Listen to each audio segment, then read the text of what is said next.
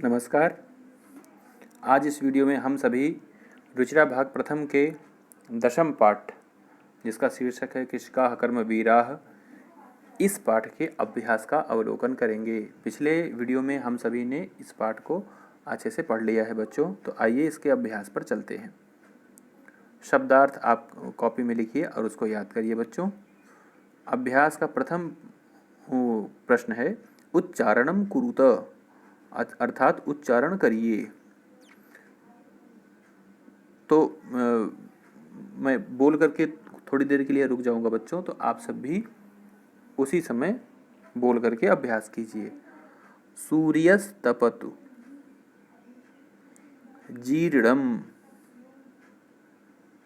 शीतकालेपि वारयितुं ग्रीष्मे सस्यपूर्णानि पदत्राणे कंटकावृता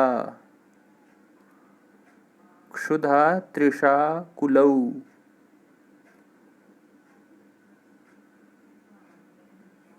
हो गया बच्चों? अगर नहीं समझ में आया तो वीडियो रिवाइंड करिए, फिर से देखिए।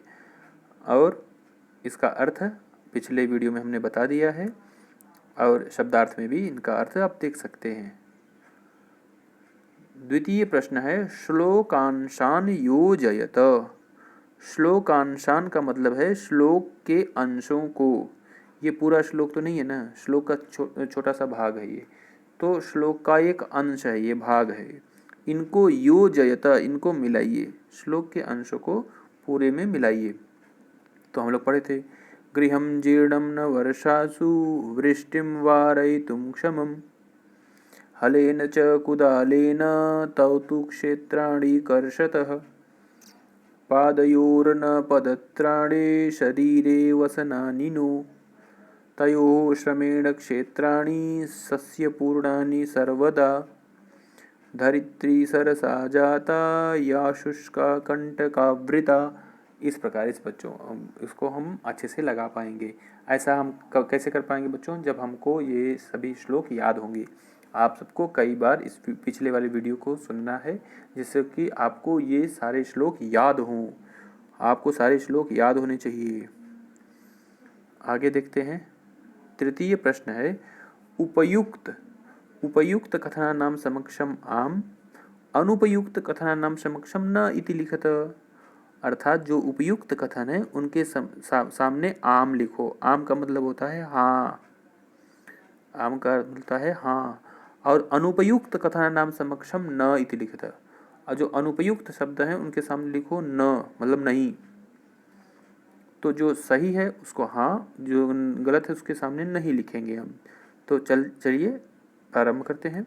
यहाँ पे 2 लिखा हुआ है, उदाहरण के लिए आपके सामने 2 लिखा हुआ है।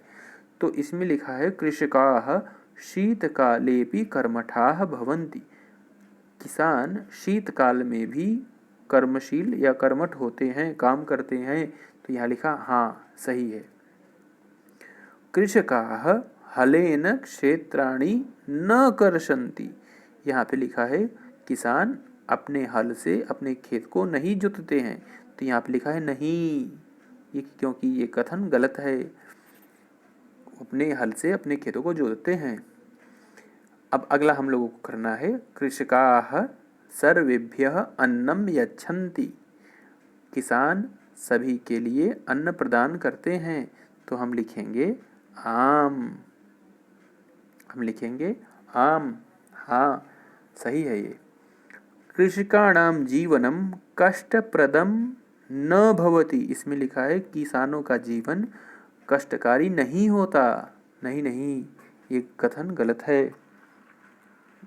ये हो जाएगा न, ये गलत नहीं, ये कथन गलत है क्योंकि उनका जीवन कष्टमय होता है। कृषकः क्षेत्राणि सस्यपूर्णानि करोति, मतलब किसान अपने क्षेत्र को, अपने खेतों को हरा भरा अपने फसलों से युक्त करता है। तो हम कहेंगे आम, हाँ सही है, क्योंकि अपने खेतों को वो हरा भरा करता है। फिर अगला है बच्चों शीते शरीरे कंपनम न भवति। कि शीत में, ठंडी की ऋतु में उनके शरीर में कंपन नहीं होता, तो हम क्या कहेंगे? न। उनके शरीर में कंपन होता है, जबकि उसको सर्दी लगेगी, अच्छे कपड़े नहीं रहेंगे, तो उनके शरीर में कपकपी तो आएगी ही ना। आगे है श्रमेण धरित्री सरसा भवति, अर्थात परिश्रम से धरती मतलब हमारी ये जमीन सरस होती है, रसयुक्त होती है, अर्थात हरी भरी होती है। तो हम कहेंगे आम, क्योंकि किसान अपने परिश्रम से ही धरती को हरी भरी बना देता है। तो ये हो गया बच्चों इसका उत्तर। इसको आप पॉज करके भी देख सकते हैं।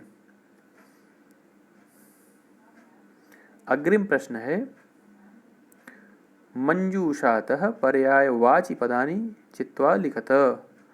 मंजूषा से पर्यायवाची शब्द चित्वा मतलब चुनकर, लिखत लिखिए।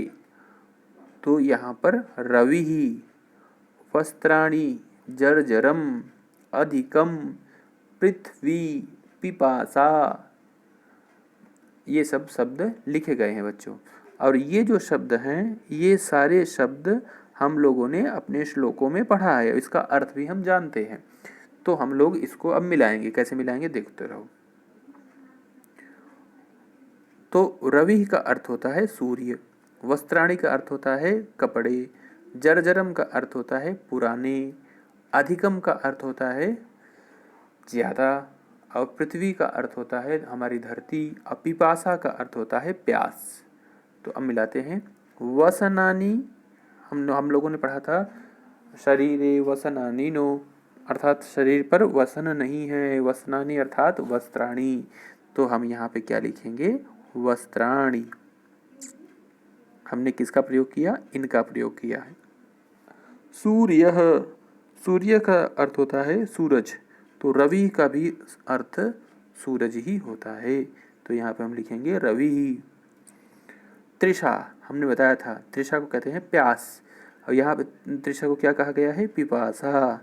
यहाँ पे हम लिखेंगे पिपासा।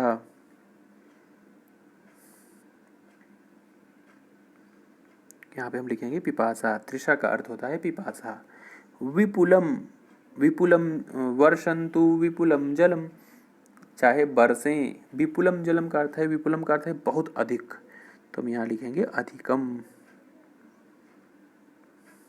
फिर अगला है बच्चों गृहम जीर्णम न वर्षासु, तो जर्जरम मतलब पुराना। अब बचा क्या है बच्चों? हमने जर्जरम भी प्रयोग कर लिया है, अधिकम भी प्रयोग कर लिया है, तो एक ही बचा है धरित्री। तो धरित्री को हम कहेंगे पृथ्वी। धरती कहो चाहे पृथ्वी कहो, उनका एक, दोनों का एक अर्थ होता है। तो पर्यायवाची का अर्थ होता है बच्चों दोनों का अर्थ एक ही हो। अगले प्रश्न पर चलते हैं। पंचमः प्रश्न मंजूषातः। मंजूषा का अर्थ होता है ये बॉक्स बच्चों, ये बॉक्स जो बना है। तो मंजूषातः बॉक्स से विलोम पदानि चित्वा लिखत। विलोम पद चुनकर लिखो। तो विलोम पद का अर्थ होता है विपरीत अर्थ, उल्टा अर्थ बताने वाले शब्दों को चुनकर आपको लिखना है। तो धनिकम का मतलब होता है धनी, धन वाला। नीरसा अर्थात जिसमें रस नहीं हो। और अक्षमम अर्थात अनेबल, मतलब करने में सक्षम नहीं। दुखम का मतलब होता है दुख। शीते का मतलब होता है सर्दियों में। पार्श्वे, पार्श्वे का मतलब होता है नजदीक। अब आप स्वयं बताइए कि इसका उल्टा अर्थ क्या होता होगा। सुखम का उल्टा क्या होगा? तो ये होगा ना, सुखम का अर्थ हो जाएगा दुखम। दुखम। दूरे, दूरे का अर्थ होता है मतलब दूर, तो हमने क्या बताया था? पार्श्वे। पार्श्वे का मतलब होता है पास में या नजदीक। ये उल्टा अर्थ देखना है। निर्धनम मतलब जिसके पास पैसा नहीं है, तो जिसके पास पैसा होगा तो उसको क्या कहेंगे? धनिकम। निर्धनम का क्या हो जाएगा? धनिकम। आगे है क्षमम मतलब एबल, ABLE, तो अनेबल होगा। अक्षमम। मतलब इसमें योग्य और इसमें अयोग्य। अक्षमम। ग्रीष्म का अर्थ होता है गर्मी में, तो हम क्या लिखेंगे यहाँ पर, शीते, मतलब सर्दियों में, शीते। और सरसा, रसयुक्त, तो उसका विलोम क्या होगा, नीरसा, मतलब रसहीन। यहाँ साफ नहीं आ रहा है बच्चों, यहाँ लिख दे रहा हूँ मैं, नीरसा। सरसा का हो जाएगा नीरसा। इसको भी अच्छे से अपनी किताब में लिखिए, उसके बाद अपनी कॉपी में भी लिखिएगा। फिर अगला देखते हैं बच्चों, षष्ठः प्रश्नः। षष्ठः प्रश्नः, छठवां प्रश्न। प्रश्नानाम उत्तराणि लिखत। प्रश्नानाम अर्थात प्रश्नों के, उत्तराणि मतलब उत्तरों को, लिखत लिखिए, नीचे लिखे गए प्रश्नों के उत्तर लिखिए। कृषकाः केन क्षेत्राणि कर्षति। कृषका का अर्थ होता है किसान, केन का अर्थ होता है किससे, क्षेत्राणि का अर्थ होता है अपने खेतों को, कर्षन्ति का अर्थ होता है जोतते हैं। तो इस केन के स्थान पर हम क्या लिखेंगे बच्चों, हलेन। और ये भी लिख सकते हैं कुदालेन, हलेन कुदालेन च का मतलब होता है और। तो उत्तर हो जाएगा कृषकाः हलेन कुदालेन च क्षेत्राणि कर्षन्ति। किसान हल से और अपने कुदालों से अपने खेत जोतते हैं। केशाम अर्थात किनका, कर्म वीरत्वम अर्थात उनकी किनकी कर्म वीरता, न नश्यति नहीं नष्ट होती। तो केशाम कर्म वीरत्वम न नश्यति, तो केशाम के स्थान पे हम लिख देंगे कृषिकाणाम।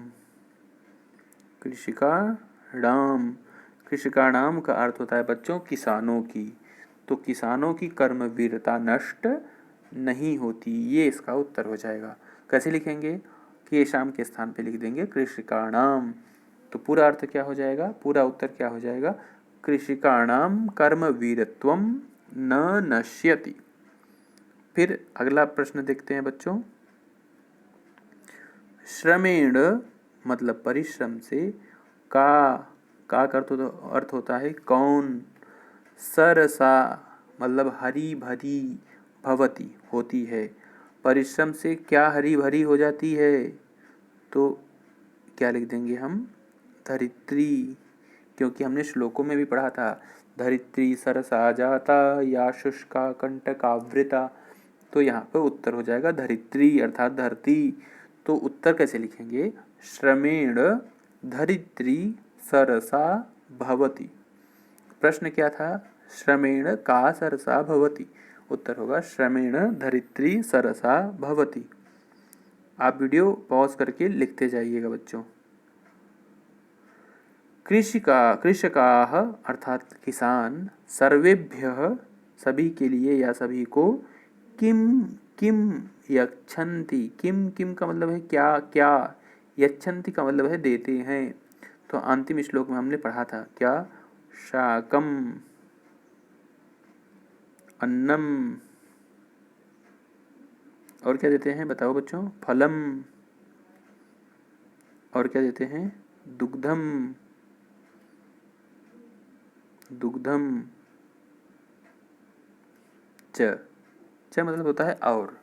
तो कैसे लिखेंगे इसको, कृषकाः सर्वेभ्यः शाकम अन्नम फलम दुग्धम च यच्छन्ति। किसान सभी को सब्जियां, अन्न, फल और दूध देते हैं। अंतिम प्रश्न है बच्चों, कृषकात् दूरे किम तिष्ठति। किसान से दूर क्या तिष्ठति रहता है, तो हम लोगों ने पढ़ा था सुखम दूरे ही तिष्ठति। तो यहाँ पर उत्तर कैसे लिखेंगे, कृषकात् दूरे सुखम तिष्ठति, किसान से दूर सुख रहता है। बच्चों यहीं पर समाप्त होता है अभ्यास। अगले वीडियो में अगले पाठ के साथ हम लोग आपके सम्मुख उपस्थित होंगे। तब तक के लिए धन्यवाद।